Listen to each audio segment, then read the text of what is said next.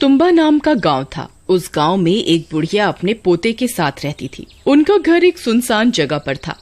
उनके घर के आसपास किसी गांव वाले ने अपना घर नहीं बनाया था, क्योंकि सबको पता था कि उस घर में रहने वाली बुढ़िया श्रापित है। उसे एक शैतान का श्राप लगा था। उसका चेहरा बहुत डरावना हो गया था। उसका पोता उसे जंजीरों से बांध कर रखता था। उसके चेहरे में 2 बड़ी बड़ी कीलें लगी हुई थी। कभी कभी उसके अंदर का हैवान जाग उठता था तो वह अपने पोते को भी खाने की कोशिश करती थी। कहाँ मर गया तू? जल्दी मुझे आटे की गुड़िया दे, नहीं तो मैं तुझे ही खा जाऊंगी। दादी थोड़ा सब्र रखो, खाना ला रहा हूँ, बस अभी आया। फिर हीरा उसके लिए आटे की गुड़िया बनाकर लाता है और उसकी तरफ फेंक देता है। फिर वह बुढ़िया जानवरों की तरह उस आटे की गुड़िया को खाने लगती है। बहुत भूख लगी है। फिर वह आटे की गुड़िया को खाकर उसे थोड़ी तृप्ति मिलती है और वह कुछ शांत होती है। दादी तुम्हारी ऐसी हालत कैसे हो गई? बेटा, मैं आज तुझे एक सच बताने जा रही हूँ। इसके बारे में किसी गांव वाले को नहीं बताना, नहीं तो अनर्थ हो जाएगा। बहुत साल पहले मुझे जंगल में एक खजाने के बारे में पता चला था। उसे पाने के लिए मैं कुएं में उतरी। वहाँ एक शैतान था जो जन्म जन्म का भूखा था। उसकी कमर में एक सोने की पोटली बंधी हुई थी। मैंने उसकी तरफ आटे की गुड़िया फेंकी तो वह उसे खाने में मगन हो गया। तभी मैंने उसकी सोने की पोटली को खंजर से काट दिया। उसमें से सोने के सिक्के गिरे। मैंने उन्हें झट से उठाया और कुएं से जल्दी से बाहर आ गई। मैं अगली रात फिर से कुएं के अंदर गई। मैंने फिर से उसकी तरफ आटे की गुड़िया फेंकी और उसकी पोटली को खंजर से काट दिया और सोना इकट्ठा करने लगी। लेकिन उस दिन मेरा लालच मुझ पर हावी हो गया। मैं ज्यादा सोने के सिक्के इकट्ठे करने में लग गई। तब तक वह शैतान आटे की गुड़िया खा चुका था। अब मेरे पास उसकी भूख मिटाने के लिए कुछ नहीं था। मैं जल्दी से रस्सी के सहारे बाहर निकलने लगी। तभी उसने मेरी टांग पर काट लिया और मैं भी श्रापित हो गई। उस दिन के बाद से मेरी ऐसी हालत हो गई है। अगर मुझे समय पर आटे की गुड़िया नहीं मिली तो मुझे डर है मेरे अंदर का शैतान किसी दिन तुझे अपना शिकार बना लेगा। बेटा, मुझे अब ऐसी जिंदगी और नहीं जीनी। मुझे मुक्ति दे दे। मैं अब थक चुकी हूँ। मैं किसी दिन तेरी जान ले लूंगी। मुझ पर एक कृपा कर, मुझे अब मुक्ति दिलवा दे बेटा।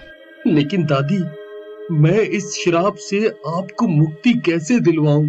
बेटा, मेरे शरीर को आग के हवाले कर दे, इससे मुझे मुक्ति मिल जाएगी।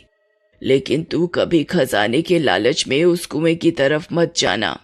फिर हीरा से अपनी दादी की हालत देखी नहीं जाती और वह अपने झोपड़े में आग लगा देता है और उसकी दादी को मुक्ति दिलवा देता है। अब मुझे कुएं में जाकर उस शैतान से खजाना लाना ही होगा। फिर एक दिन हीरा आटे की गुड़िया बनाता है और उस कुएं में उतर जाता है। हे दानव, कहाँ है तू? देख, मैं तेरे लिए आटे की गुड़िया लाया हूँ। हाँ, जल्दी आ जा। तभी आटे की गुड़िया की महक सूंघकर वह शैतान वहाँ आ जाता है। उसे देखकर हीरा की सिट्टी पिट्टी गुल हो जाती है। अरे मर गए रे। दादी की बात तो सच निकली। यहाँ तो सच में एक शैतान है। फिर वह शैतान उसकी ओर बढ़ने लगता है। तभी हीरा उसकी तरफ आटे की गुड़िया को फेंक देता है और वह शैतान उसे खाने लगता है। इसी का मौका उठाकर हीरा खंजर से उसकी सोने के सिक्कों की पोटली को फाड़ देता है और उसमें से सारे सोने के सिक्कों को इधर उधर बिखेर देता है। फिर सोने के सिक्के उठाना शुरू कर देता है। उसका लालच बढ़ता जाता है और वह सिक्के उठाने लगता है। तभी वह शैतान पूरी आटे की गुड़िया को खत्म करने वाला होता है। अरे मर गए रे। ये नास मिटा तो इतनी जल्दी पूरी गुड़िया ही खा गया। ये गुड़िया खत्म होते ही मुझ पर हमला करेगा। मुझे अभी यहाँ से निकलना होगा। हाँ। फिर हीरा जल्दी से रस्सी पकड़कर ऊपर कुएं से बाहर निकलने लगता है। तभी वह शैतान पूरी गुड़िया खा लेता है और उसका ध्यान हीरा की तरफ जाता है। तब वो भी रस्सी पकड़कर कुएं से बाहर निकलने की कोशिश करता है। लेकिन जैसे ही उसका हाथ कुएं से बाहर निकलता है वह जलने लगता है और जलने से बचने के लिए वह फिर से कुएं के अंदर चला जाता है और अपने सोने के सिक्कों को वापस बटोरने लगता है। अरे वाह, आज तो मजा आ गया। मेरे हाथ 5 सोने के सिक्के लग गए। एक काम करता हूँ, कल बहुत सारी आटे की गुड़िया लेकर आऊंगा, फिर वो शैतान उन्हें खाने में मगन हो जाएगा और मैं सारे सिक्कों को इकट्ठा कर लूंगा। फिर इतना सोचकर हीरा आटे की गुड़िया बनाना शुरू कर देता है और 5 आटे की गुड़िया तैयार कर लेता है। मेरी तरकीब जरूर काम करेगी। फिर वह रात होने का इंतजार करता है। कुछ ही देर में रात हो जाती है और वह सारे आटे की गुड़िया एक पोटली में डालता है और कुएं में उतर जाता है। शैतान, कहाँ है तू? देख, तेरे लिए बहुत सारा खाना लाया हूँ। तभी सामने से 5 शैतान आ जाते हैं। हीरा उन 5 को देखकर दंग रह जाता है। अरे मर गए रे, दादी ने तो एक ही शैतान के बारे में बताया था। ये 5 कहाँ से आ गए? अब मैं क्या करूं? कहीं मैंने कोई गलती तो नहीं कर दी? मैं रोज एक गुड़िया लाता था तो एक ही शैतान आता था। हे भगवान, ये मैंने क्या गलती कर दी? इसके बारे में तो मैंने सोचा ही नहीं। अब क्या करूं? तभी वहाँ 5 शैतान आ जाते हैं और वे भूख के मारे तड़प रहे होते हैं। एक काम करता हूँ, इन 5 को एक एक गुड़िया खाने को दे देता हूँ। इससे मुझे यहाँ से भागने का वक्त मिल जाएगा। हाँ। फिर हीरा एक आटे की गुड़िया एक शैतान की ओर फेंकता है तो 5 शैतान उस गुड़िया के ऊपर टूट पड़ते हैं। कोई उसकी टांग खा जाता है तो कोई उसका सिर, और पलक झपकते वो 5 मिलकर उस गुड़िया को खा जाते हैं। अरे मर गए रे, इन 5 ने मिलकर एक झटके में गुड़िया हजम कर ली।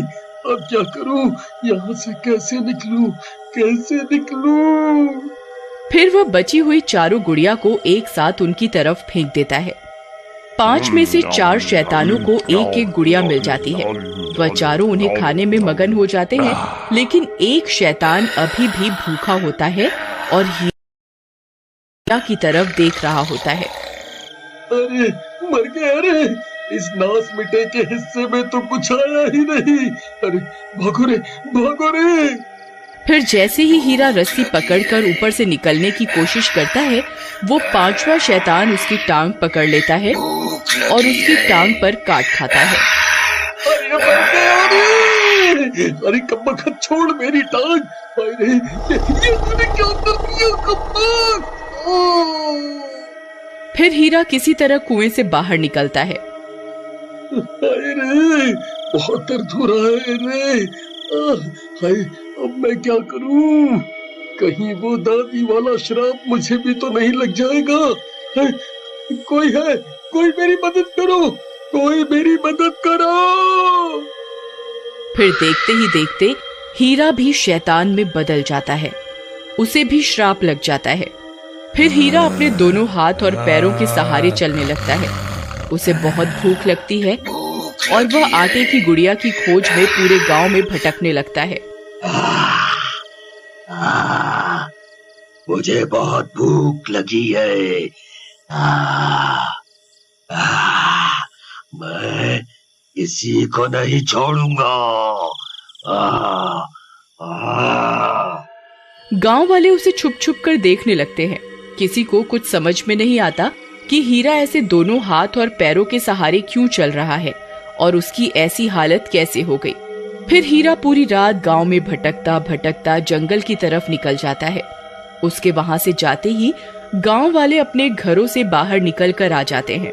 अरे भाई, ये हीरा को क्या हो गया? ये तो बिल्कुल जानवर जैसा बन गया है। भाई, मुझे तो लगता है इसे इसकी दादी ने काट खाया है, तभी ये भी श्रापित हो गया है। फिर सभी गांव वाले हीरा के घर की ओर दौड़ पड़ते हैं। जब वे वहां पहुंचते हैं तो दंग रह जाते हैं। वह घर पूरी तरह से जला हुआ होता है। वहां उन्हें उस बुढ़िया का कंकाल भी मिलता है। उन्हें कुछ समझ में नहीं आता कि आखिर क्या हो रहा है। फिर रात होने पर उन गांव वालों को हीरा के तड़पने की आवाजें जंगल से आती हुई सुनाई देती हैं। मैं किसी को नहीं छोड़ूंगा, मुझे आटे की गुड़िया दो।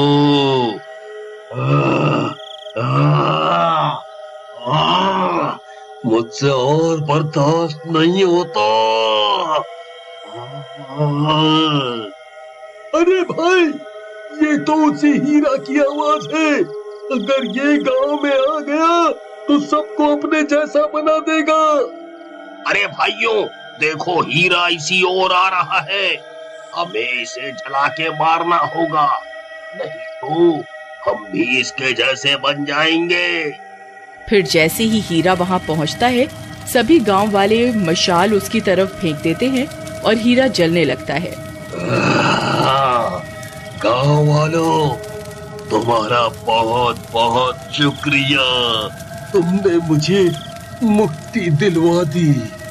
मैं लालची बन गया था। मुक्ति। लेकिन वह कुएं का दानव आज भी उस कुएं में अपने शिकार का इंतजार कर रहा